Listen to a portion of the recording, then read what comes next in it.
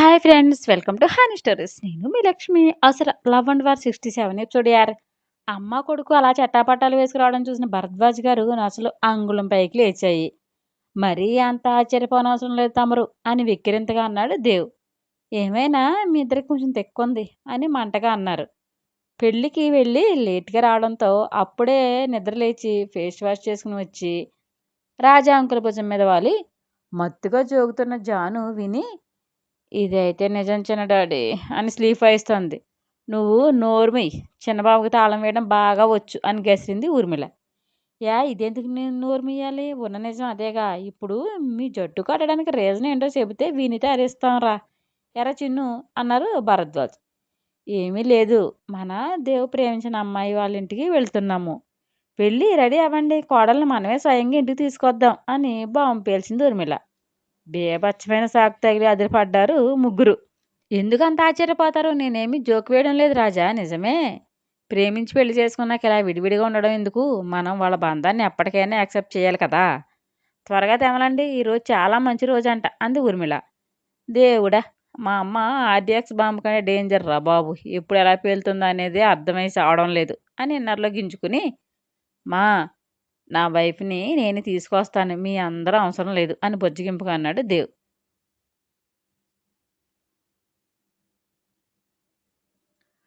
"అలా ఎలా కుదురుతుంది నాన్న? అది పద్ధతి కాదు. ప్రేమ ఎంత ప్రేమ వివాహం చేసుకున్నా కొన్ని కొన్ని విషయాలు పాటించాల్సిందే.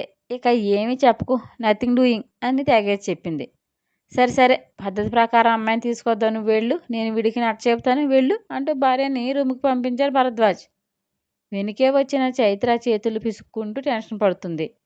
"ఏంటంట మీ ఆవిడకి ఎంత మంచి బుద్ధొచ్చింది" అని సాగదీస్తూ వచ్చింది బామ్మ. "నాని, చిన్నమామ ఏదో స్కెచ్ వేసింది. దాని సారాంశమే ఇది" అని నవ్వింది జాను. "ఏం చేద్దాం దేవ్, మీ మధ్య రిలేషన్ రివీల్ చేసేయండి" అన్నారు రాజా అంకుల్.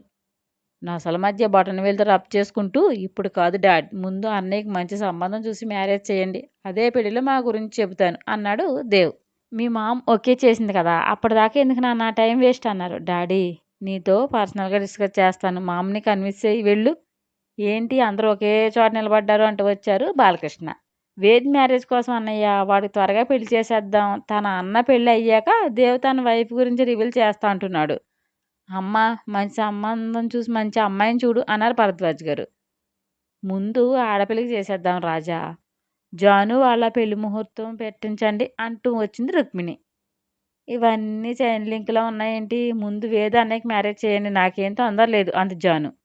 "మీ నాన్న మళ్ళీ నీకు ఫోన్ చేశాడా? ఏమన్నాడు?" అంది బామ్మ. డల్‌గా మొహం పెట్టింది జాను. "ఏం అభ్యంతరం పెట్టినా, కోపగించుకున్నా జరిగేది ఆగదు" అని, "నా మాటగా చెప్పు నీ బాబుకి. ఇన్నేళ్ళొచ్చినా బుద్ధి పెరగలేదు. ఏంటో కర్మ. ఏదైనా పట్టు విడుపు ఉండాలి" అని విసుగు ప్రదర్శించి, "పెళ్ళిళ్ళ పేరాయిని పిలవండి. ఏమైనా మంచి సంబంధాలు ఉన్నాయని చూడమని చెబుదాం" అంది పెద్దావిడ. "పేరయ్యలు గీరయ్యలు అంటూ ఉండేది నీ కాలంలో. ఇప్పుడు ఎవ్వరూ లేరు. అన్నీ మ్యారేజ్ బ్యూరోలుగా రూపాంతరం చెందాయి. సో, అక్కడ వెదుక్కోవడమే" అంది జాను. "అయితే అక్కడే చెప్పండి" అంది బామ్మ. "మనం కదిపితే దగ్గర వాళ్ళే వెతుక్కుంటూ వస్తారు. బిగ్ డాడ్, నీ ఫ్రెండ్‌తో ఒక మాట అని చూడండి" అంది జాను. "నువ్వేం మాట్లాడవేంటి శివ" అని రెట్టించింది బామ్మ. "ముందు అన్నయ్య మనసులో ఎవరన్నా ఉన్నారేమో అడగండి. అప్పుడు" అంటూ డైనింగ్ టేబుల్ దగ్గరికి వెళ్తూ చైత్ర వైపు చూసి కళ్ళారిపడ్డావు. "వీడు ఎందుకు బయట పడడం లేదు? ఏమైనా ఉండుంటుంది" అని ఆలోచిస్తున్నారు అమ్మ, కొడుకు ఇద్దరు. "అన్నయ్య ఏం చెప్పినా రీజన్ లేకుండా చెప్పడు నాని. వేద అన్నయ్యతో మాట్లాడు" అని రూమ్‌కి వెళ్ళింది జాను. "పదండి టిఫిన్ చేద్దురు గాని" అంది రుక్మిణి. ఇల్లు క్లీన్ చేసే నెపంతో వాళ్ళకు కొంచెం దూరంలో ఉన్న మెయిడ్ ఫోన్ నుంచి అన్నంని లైవ్‌లో అన్నీ వింటూ రికార్డ్ చేస్తున్నాడు. అందరూ డైనింగ్ టేబుల్ దగ్గరికి వెళ్ళాక అప్పుడు బయటికి వెళ్ళింది మెయిడ్. దేవ్ ఒపీనియన్ చెప్పగానే గయ్యమని పడుతూ, "అది ఎలా కుదురుతుంది? వేద్ పెళ్ళికి దీనికి సంబంధం ఏంటి? నేను ఒప్పుకోను. దేవ్ ప్రేమించి పెళ్లి చేసుకుంది నిజమైతే ఆమెను తీసుకురావాల్సిందే" అని పంతంగా అంది ఊర్మిళ. అనుమానంగా చూస్తూ, "ఏంటి ఎప్పుడు లేనిది నీకంత బాధ్యత వచ్చింది? మళ్ళీ ఏం ప్లాన్ చేశావు?" అని డౌట్‌గా ప్రశ్నించారు భరద్వాజ్ గారు. "మీరెందుకు దేవుని సమర్థిస్తున్నారు? ఇందులో మీ మాయేంటో అది చెప్పండి రాజా" అని రెట్టించింది. "వాట్ డూ యూ మీన్" అని నొసలు ముడిచారు. మీరంతా ఏదో దాస్తున్నారు. నేను ఊహించిందే నిజమైతే నాలో మరో ఊర్మిళని చూస్తారు చూసుకోండి అని విసుగ్గా అంది. అర్ణవ్ ఫోన్లో ఆడియో వింటూ కింద పెదను బయట చేసుకుంటుంది మేఘ. ఏం ఆలోచిస్తున్నావు బేబీ అన్నాడు అర్ణవ్. చైత్ర గురించి రివీల్ చేయకుండా ఓన్లీ తనకు మ్యారేజ్ అయిందని ఎందుకు ఇంట్లో చెప్పాడు ఆటో వాళ్ళ. ఎందుకంటే ఎక్స్ మినిస్టర్ డాటర్ రితికని తన కోడలుగా చేసుకోవాలని ఆరాటపడింది మా అత్త. సో అందుకు రివీల్ చేశాడు. ఓకే, చేసినవాడు మరెందుకు చైత్ర కోసం చెప్పలేదు. నీ కోసం అనుకుంటా. నా కోసమా అని క్వశ్చన్ మార్క్ ఫేస్ పెట్టింది. ఎస్, అర్థమయ్యేలా చెప్పు. వేద్ని మోసం చేసిన పర్సన్ చైత్ర కాదు నువ్వు అని చెప్పడానికి అనుకుంటా. ఆ పిచ్చోడు నమ్ముతాడా అని వెకిలిగా నవ్వింది. మీ ఇద్దరిని ఒకే ప్లేస్లో పెట్టి పాయింట్ బ్లాక్ గన్ పెడితే నువ్వేంటి నీ తల జేజమ్మ వచ్చి నిజం చెబుతుంది మేఘ. అప్పుడు నా నోటి నుంచి వచ్చే ఫస్ట్ వర్డ్ నీ పేరే అని నవ్వింది. అంటే నన్ను ఇరికిస్తావా అని చెబుతున్నావా. ఇరికించడం ఏంటి, ఏకంగా చంపడానికి కూడా వెనకాడదు పాప. నిజాలు డైజెస్ట్ అవ్వడానికి కష్టమే అన్నావు బాబు, బట్ తప్పదు. అన్నిటికీ సిద్ధపడే స్నేక్తో సావాసం చేస్తున్నాను అని వ్యంగ్యంగా అంటూ ధీర సంగతి ఏం చేశావు. వాడు ఒట్టుపోయిన గోవు పెండడానికి పాలు రానప్పుడు నాకేం యూజ్ అని రెక్లెస్గా అంది. వాడు గమ్మునుంటాడా, ఉండకేం చేస్తాడు అని ముందు ఈ ఆటో వాళ్ళ ఇంటో చిచ్చుపెట్టి నా కిస్సుల చెల్లెల ఆనందాలు ఆవిరి చేశాక మనిద్దరం ఈ కంటిన్యూ వదిలి వెళ్ళిపోదాం. రెడీగా ఉండు.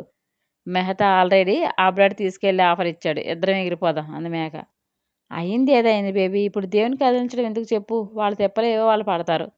మనం ఇక్కడ ఉండడం డేంజర్ అనిపిస్తుంది. నాకు అర్థం చేసుకో అని నచ్చజెప్పే ధోరణిలో అన్నాడు అర్ణవ్. నువ్వే అన్నావు, నేను చెయ్యాలి అనుకున్నది చేసే వెళ్తాను. మరి ఎవరి మాట నేను వినను అని నీకు తెలుసు. సో నన్ను కన్విన్స్ చేయడానికి చూడకు అని ఘాటుగా చెప్పింది. నీకు సిచ్యువేషన్ అర్థం కావటం లేదనుకుంటా. నీ ఇష్టం అని విసుగుగా వేరే రూమ్కి వెళ్ళాడు. కోపంతో బుసలు కొడుతూ చైతు నీకెంత గుడ్ లైఫ్, నిన్ను అంత సౌఖ్యంగా ఉంచి నేను వెళ్ళిపోవాలా. నెవర్ అని కసిగా అనుకుంది మేఘ. ఆఫీస్లో ఊర్మిళ వియర్ బిహేవ్ కోసం ఆలోచిస్తూ ఏడాది తొమ్మిన ఎలుగుతోక నలుపు నలిపే కానీ తెలుపు రాదు అన్నట్లు ఇది మారదు. చైత్ర మీద అనుమానం వచ్చిందా, వస్తే తప్పే ఉంది. అలాంటి అమ్మాయి మంచి అమ్మాయి కోడలుగా రావడం సంతోషమే కదా. ఏంటో అన్ని వింత ఆలోచనలు, బుద్ధి తక్కువ పనులు. వాళ్ళ ఫ్యామిలీ అంతా ఇంతే కాబోలు అని తిట్టుకున్నారు భరద్వాజ్ గారు. డాడ్ అంటూ డోర్ ఓపెన్ చేసుకుని వచ్చాడు దేవ్. రా వచ్చి చైర్లో కూర్చొని మొహం ఏంటి అంత సీరియస్గా ఉంది. ఏం చేస్తున్నావు అర్థమవుతుందా నీకు. వేద్ పెళ్ళికి మీ రిలేషన్ రివీల్ చేయడానికి లింక్ ఏంటి అని కోపం ప్రదర్శించారు రాజా అంకుల్. టేబుల్ మీద ఉన్న పేపర్ వెయిట్ని తీసుకుని తిప్పుతూ మౌనంగా చూస్తున్నాడు అంతే దేవ్. ఏంట్రా మాట్లాడవు, అడిగేది నిన్నే, గోడను కాదు అని గయ్యమని పడ్డారు. వేద్ నాతో గొడవ పడే ముంబై వెళ్ళిపోయాడు డాడ్. వాట్, వేదికి నీకు గొడవ అయిందా, బట్ వై అని షాకింగ్ ఎక్స్ప్రెషన్స్ ఇచ్చారు. చైత్ర కోసం.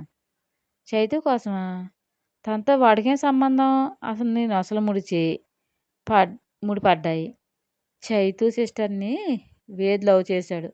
అదేమో వాడిని సీట్ చేసి పిచ్చివాడిని చేసింది. ఏం మాట్లాడుతున్నావురా, జాగ్రత్తగా వినండి అని జరిగింది మొత్తం క్లారిటీగా చెప్పి ఇప్పుడు చెప్పండి ఏం చేయమంటారో.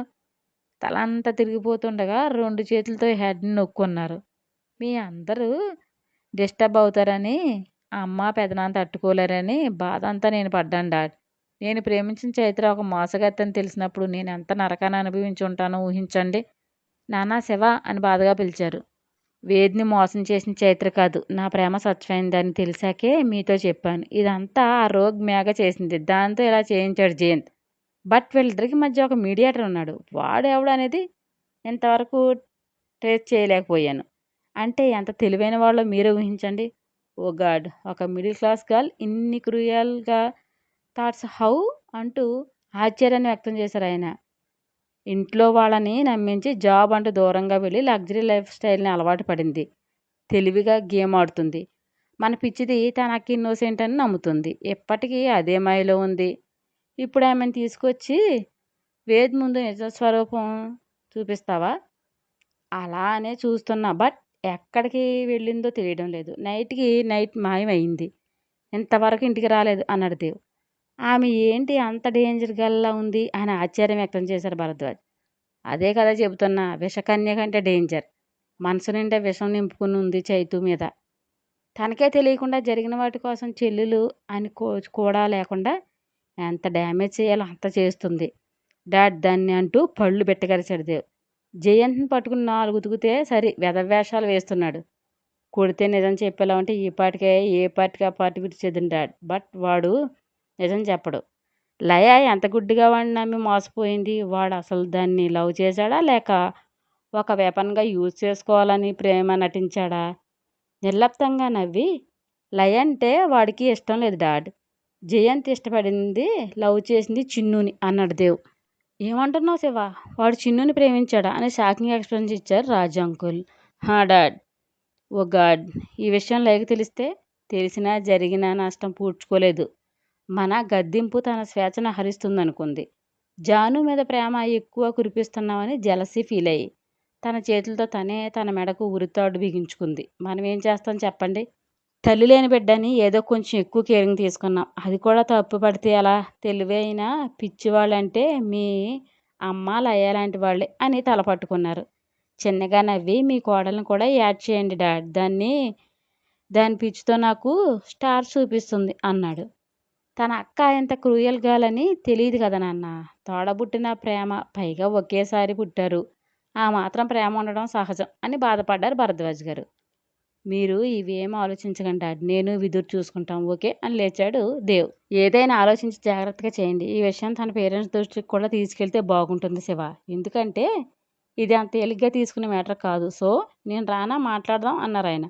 నో డాడ్, ఇప్పుడు వాళ్ళ ముందుకు వెళ్తే ఉద్దేశం నాకు లేదు, తర్వాత ఆలోచిస్తాను అని వెళ్ళాడు దేవ్.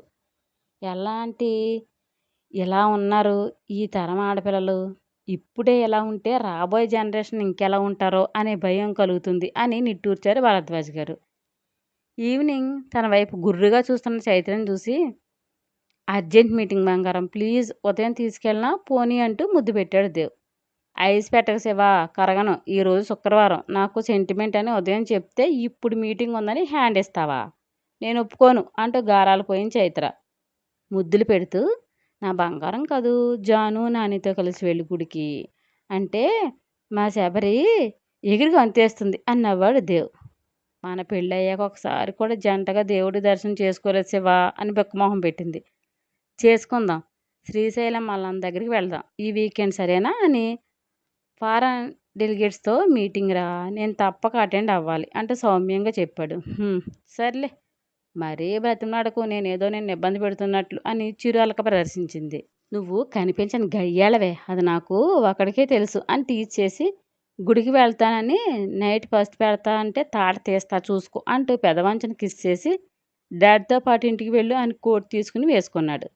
దగ్గరికి వెళ్ళి హక్ చేసుకుని, త్వరగా వచ్చే వెయిట్ చేస్తూ ఉంటాను అని బెంగగా అంది చైత్ర. అని నుదుటిన చిరుముద్దు బహుకరించి వెళ్ళాడు దేవ్. కాసేపటికి తన మామగారితో ఇంటికి బయలుదేరిన చైత్ర. కూల్గా మాట్లాడుతూ తన ఫ్యామిలీ విషయాలన్నీ తెలుసుకున్నారు భరద్వాజ్. ఇద్దరంత తాపీగా మాట్లాడుకుంది ఇన్ని నెలల్లో ఇదే మొదటిసారి. ముందు బెరిగ్గా సమాధానం చెప్పినా ఆయన దేవ్ గురించి చెప్పి నవ్వుతుంటే నార్మల్ అయ్యి హుషారుగా మాట్లాడిన చైత్ర.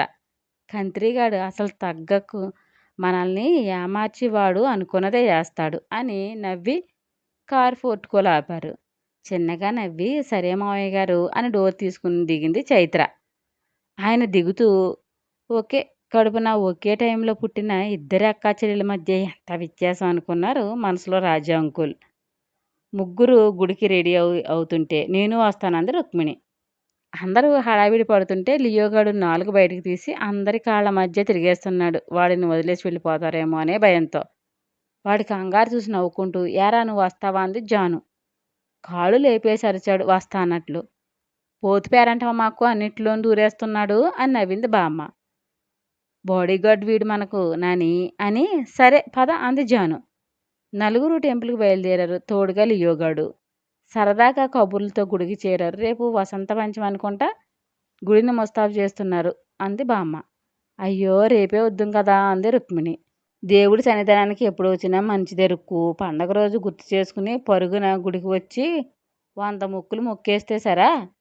పెద్ద భక్తి పొరలాగా ఆత్మశుద్ధి లేని భక్తే కాదు అని మీ ఇద్దరు ప్రదక్షిణలు చేసిరండి, మేము దర్శనం చేసుకుంటాము అంది బామ్మ. లియోగాడు కారులో సెక్యూరిటీ దగ్గర ఉంచారు గుడి లోపలికి రాకుండా. పద వదిన ప్రదర్శనలు చేద్దామంది జాను. పద అని ఆ ఇద్దరు వెళ్ళారు. స్టోరీ మీకు నచ్చినట్లయితే ఒక లైక్ ఇచ్చి కామెంట్ చేయండి ప్లీజ్. షేర్ అండ్ సబ్స్క్రైబ్ చేయండి బడ్డీస్.